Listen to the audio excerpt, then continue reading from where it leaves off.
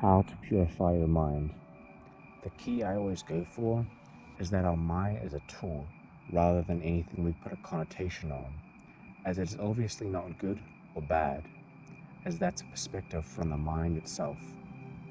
We get to choose consciously whether our mind goes to certain people, places, or things. The main goal of purifying the mind is to stop mind attacks and thought spirals that take us away from a freedom state of mind. While raising our consciousness during this shift, the hardest thing we endure seems to always come back to ourselves and our own psyche, regardless of what is happening outside of us. Constant barrages of useless thoughts that don't serve us. When my mind gets stuck on a worldly or personal situation, I try to take an outer approach, as if my mind was an entity outside of me talking to who I really am on the inside. It sounds a little bonkers, but hear me out.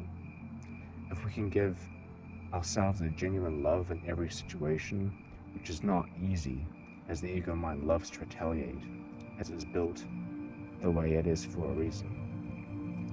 But realizing that purity of who we are, as genuine peace and love, will stand out in any predicament you are enduring.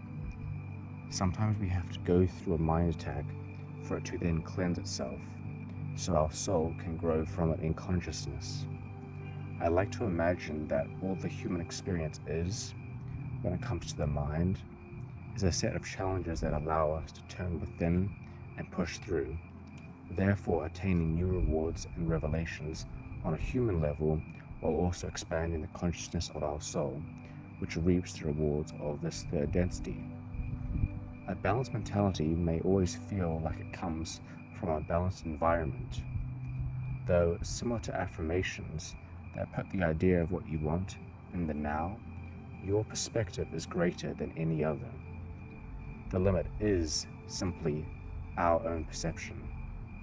Say, for example, you are dealing with a toxic relationship with a friend, family member, or colleague. If we try to first understand their intentions and what it may do for them, we then realize that to ourselves, this is just pure negativity. But to them, being toxic is simply their way of life, their programs that are still running and discriminating.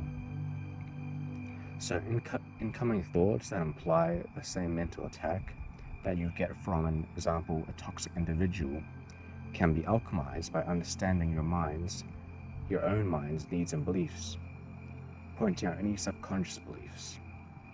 Every time we suppress any scars or thoughts instead of bringing them to the surface, we then give the subconscious the time in the future to arise with certain things that relate to past traumas or thoughts in general. Learning to embrace our shadow side is a huge step in purifying the mind. You will most likely have to go through a series of cleansing, depending when or where you are along your journey. In the end, thoughts just come and go. They are not actually ours, or anyone's for that matter. They are merely a product of this human experience.